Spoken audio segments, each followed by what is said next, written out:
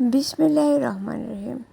আসসালামু আলাইকুম সুপ্রিয় দর্শক, দি রেইন কুকিং কটেজে সবাইকে সাদর অভিনন্দন।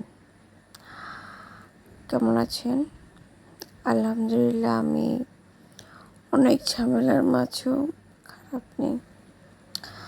আমার বাবার প্রিয় সবজি হচ্ছে কাঁকরোল। ওই বেছে বুঝে একটি সবজি ভালোবেসে খায়, আর তার এই পাগলামি স্বরূপ বাড়িতে এই কাঁকরোল মিনিমাম 8-10টা। আর কি পরিমাণ যত্ন, আর কি পরিমাণ ফসল হোক বা না হোক, যত্নের কোনো ত্রুটি নেই।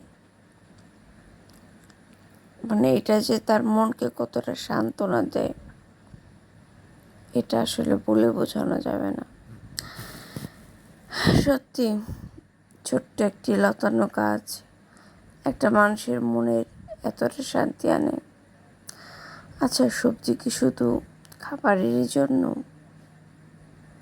একটু মনেও তো শান্তি দেয়, নয় কি? ধন্যবাদ।